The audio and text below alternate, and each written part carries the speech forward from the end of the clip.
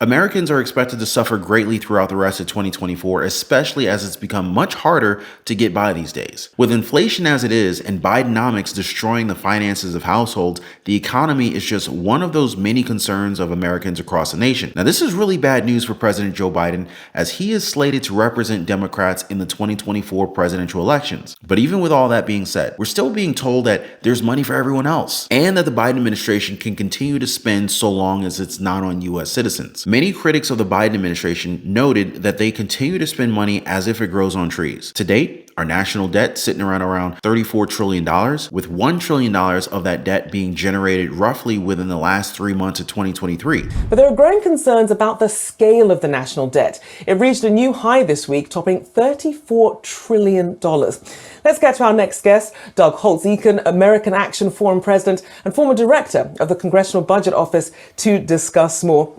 Thank you for joining us, Doug.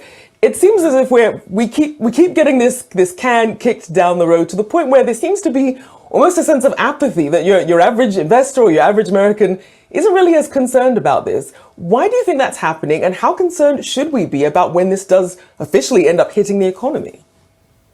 Well, I'm deeply concerned because in the 21st century, the debt has only risen, even relative to the size of the economy, GDP. We've seen debt to GDP rise without any ability to get it to level off and stabilize it. So that can continue. That has deep economic implications. Over the next 10 years, for example, the federal government is on schedule to borrow another $20 trillion in deficits. That kind of repeated going into the capital markets is going to crowd out the private sector. It's going to hurt investments in technologies and equipment and software and human capital, and that hurts productivity and the standard of living. And so this isn't something where kicking the can down the road avoids the problem. The problem's here already. We're paying for this in little ways every day, but there is no real attention being paid to the debt in Congress. And it's something that I really hope that the Congress and the public will wake up to the dangers and begin to take it on. It's something that resonates with many households here at home because credit card debt continues to soar. Are you at all happy about how much money the government continues to send over to the Ukraine? Now, before I get any further into this video, all I ask is that you guys take 1 second, drop a quick like for the video. I totally appreciate that. And I want to thank you guys so much for always sharing these videos. It totally helps out the channel. And then, of course, you have to look at how the government is spending our money. Taxpayer money is benefiting everyone else in the world. Meanwhile, many of us are struggling just to buy groceries. Now, we've been hearing a lot of this talk about providing money to the Ukraine, Israel, and even Taiwan. But when was the last time they talked about Social Security, SSI, or even SSDI? When was the last time that legislation was proposed for homeless veterans or those on low income? I guess this is why a lot of people are motivated in highlighting these issues, because they're affecting those who can't do much about it. But here's the thing, guys. We've been told that this isn't about the money. It's not about the $60 billion for the Ukraine. It's about life or death. That's what the First Lady of the Ukraine said when asked what she'll tell the United States and its lawmakers. So she emphasized that this is not about our money. It's not about political point scoring. She also added that every hour that goes by wherein lawmakers here in the country hesitate to give them billions of dollars in taxpayer money, more people die. So does this mean that it's our fault that this war is going this far? Now, some experts agree that the United States get mixed in with this war. It's only made it worse and not better. Now, you got to realize that sending even more money to Ukraine would negatively impact inflation here at home. Now, I do want to note that Zelensky is pushing for the United States to hurry up and give them $60 billion. The European Union recently agreed to send them around $54 billion. But I guess we can kind of speculate that this money just isn't enough. Some analysts predict them to ask for funding all the way to November of this year, if not longer. Ohio Senator J.D. Vance, though, he's very critical of what many of our lawmakers are doing. He says that it's absolutely shameful for the elected leaders to be obsessed about Eastern Europe and Ukraine. He added that it's their job to look after the American people, and that starts with the U.S. southern border. And so that's what some Republicans have been fighting for. This includes House Speaker Mike Johnson. Now, at this point, all we know is that they're still discussing what they can possibly do along with possible new proposals. Now, since we've already talked about it, let's talk about money and the possibility that the government government can have complete control over it. Now, I understand that the Federal Reserve already has a lot of pull when it comes to our money, and the same can be said for the IRS. But what happens when they take on full control? Well, that's what many analysts are calling a CBDC, or a central bank digital currency. Now, this kind of currency opens up a lot of opportunities, both good and bad. The good is that we would probably see more efficiency when it comes to government aid,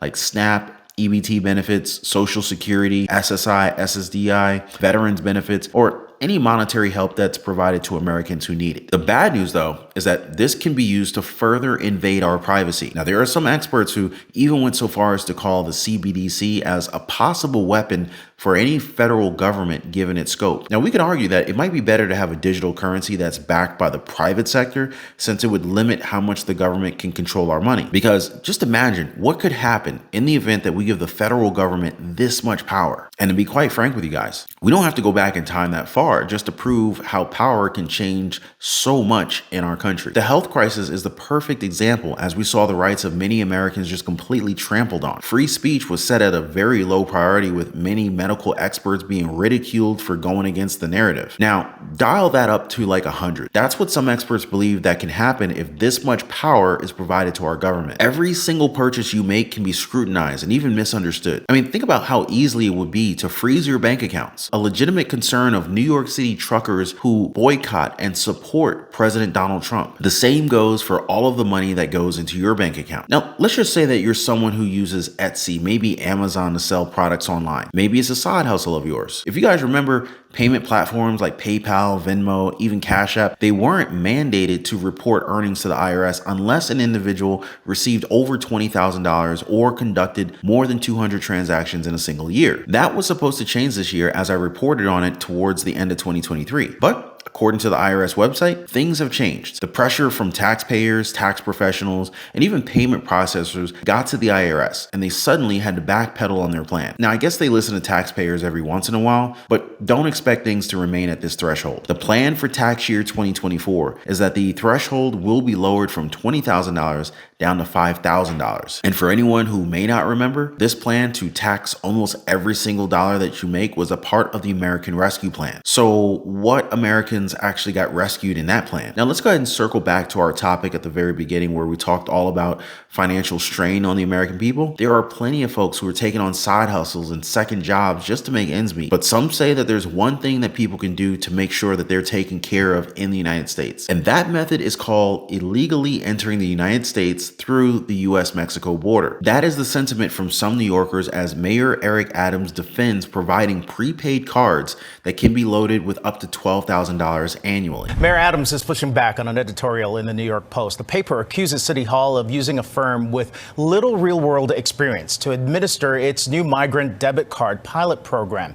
It gives 500 migrant families prepaid cards for food and baby supplies.